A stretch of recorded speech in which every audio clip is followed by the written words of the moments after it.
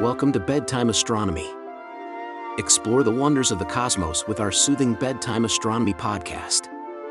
Each episode offers a gentle journey through the stars, planets, and beyond, perfect for unwinding after a long day. Let's travel through the mysteries of the universe as you drift off into a peaceful slumber under the night sky. This week in astronomy: Athena spacecraft, liquid water beneath Mars, and GPS signals on the Moon. Athena's failed lunar landing. The Intuitive Machine's second moon mission ended in disappointment last Friday after the U.S. company confirmed that its spacecraft had tipped over and was unable to recharge its solar-powered batteries, similar to its first attempt last year. This marked a premature conclusion to a mission that had generated excitement in the space community due to its advanced payloads, which included a futuristic hopping drone, multiple rovers, an ice drill, and a 4G network test.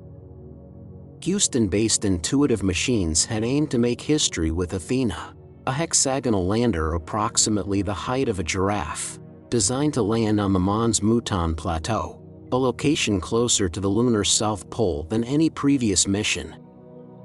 After launching aboard a SpaceX Falcon 9 rocket and traveling over 1 million kilometers through space, the spacecraft encountered difficulties at the final stage of its journey and landed at an awkward angle. The company confirmed that Athena had fallen face-first into a crater, at least 250 meters from its intended landing site.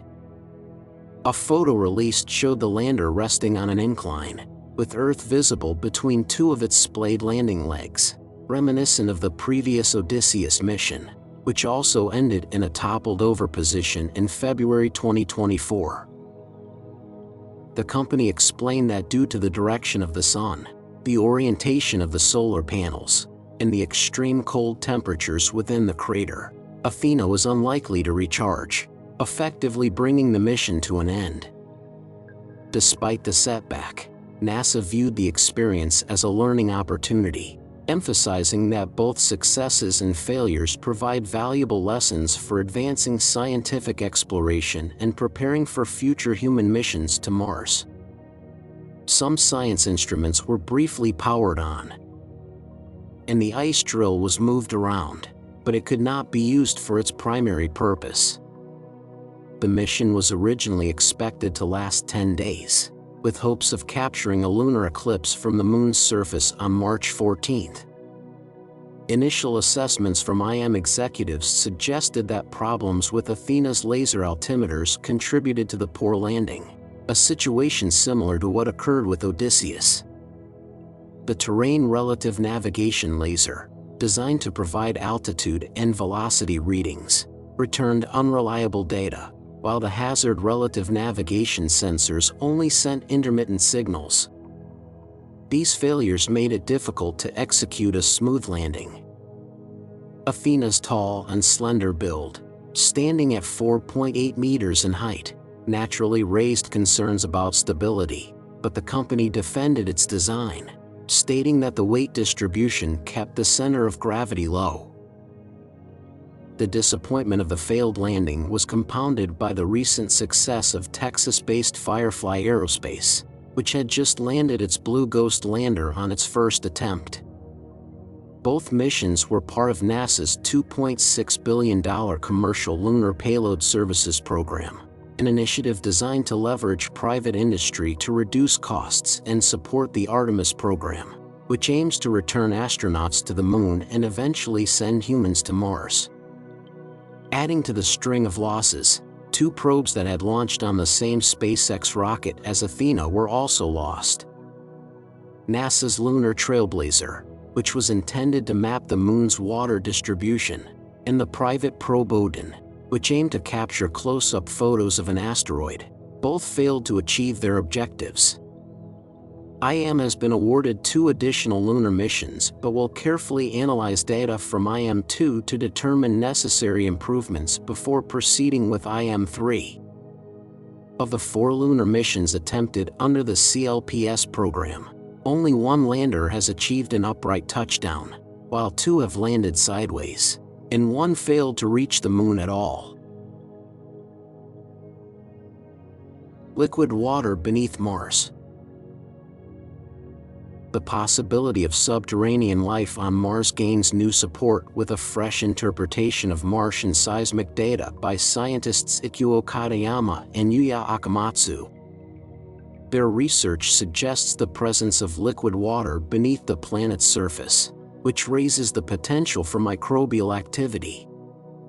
This conclusion is drawn from data gathered by SEAS, the seismic experiment for the interior structure, deployed by NASA's InSight lander after it arrived on Mars in 2018. This robotic lander was equipped with a seismometer that detected seismic waves naturally generated by Marsquakes and meteorite impacts, allowing scientists to analyze the planet's interior structure. When seismic activity occurs on Mars, the SEAS instrument detects energy in the form of P waves, S waves, and surface waves, each of which behaves differently depending on the material they travel through. P waves move faster through denser materials, while S waves cannot travel through liquids.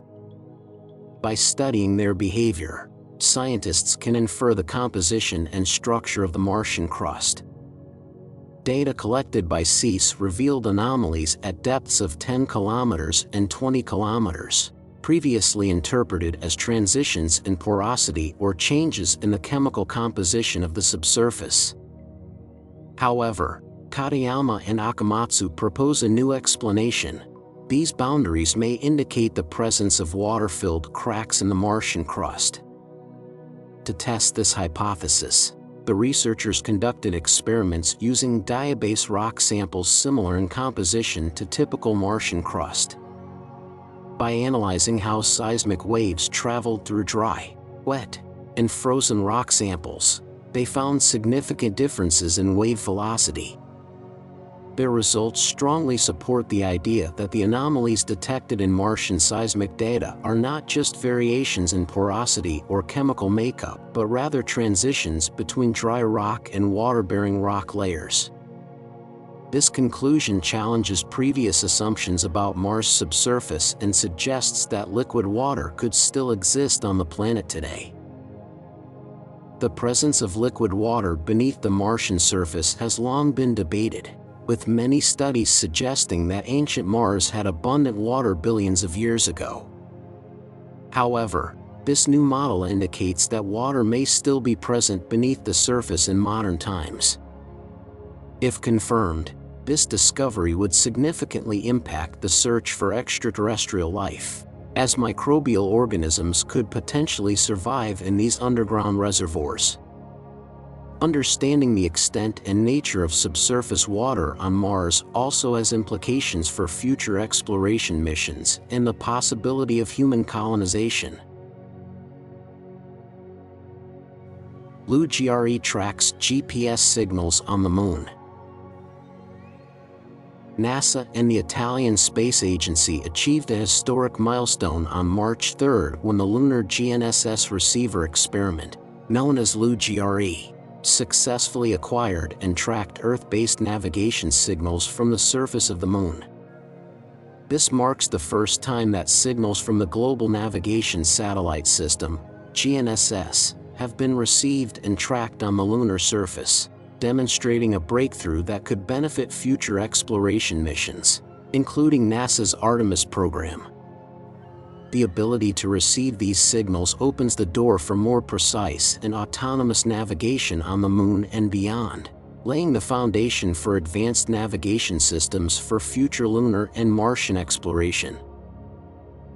The process leading up to this achievement began when Firefly Aerospace's Blue Ghost lunar lander touched down on the Moon on March 2, carrying LuGRE as one of 10 NASA payloads aimed at advancing lunar science. Following the landing, operators at NASA's Goddard Space Flight Center in Maryland initiated the first scientific operation of LuGRE on the lunar surface. As data from the receiver started flowing in, scientists and engineers eagerly awaited confirmation of whether a mission on the Moon could acquire and track signals from both GPS and Galileo, the American and European GNSS constellations. At 2 a.m. EST on March 3, it was officially confirmed that LuGRE had successfully acquired and tracked GNSS signals from the lunar surface, achieving a navigation fix at an astonishing distance of approximately 225,000 miles from Earth. Now that Blue Ghost has completed its landing, the mission will continue for 14 days, allowing NASA and the Italian Space Agency to gather data almost continuously, leading to further advancements in GNSS-based navigation on the Moon. In addition to its scientific significance, this milestone also marks the first time that hardware developed by the Italian Space Agency has been successfully deployed on the lunar surface. LuGRE also set records before reaching the Moon. On January 21, during its journey, it surpassed the highest altitude at which GNSS signals had ever been acquired, reaching 209,900 miles from Earth, breaking a record previously held by NASA's magnetospheric multiscale mission. The record was extended further when LuGRE reached lunar orbit on February 20 at a distance of 243,000 miles from Earth. These achievements indicate that missions operating in cislunar space, the vast region between Earth and the Moon, could also benefit from GNSS-based navigation. NASA traditionally tracks spacecraft using a combination of onboard sensors and signals from Earth-based tracking stations. The success of LuGRE demonstrates that using GNSS signals for navigation could significantly reduce reliance on human-operated tracking systems, as spacecraft could autonomously acquire and utilize these signals, even at great distances.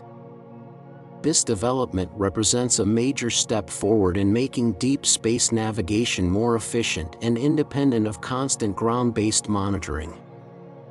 The LuGRE payload is the result of a collaborative effort between NASA's Goddard Space Flight Center, the Italian Space Agency, the industry partner Cascom, and Politecnico di Torino.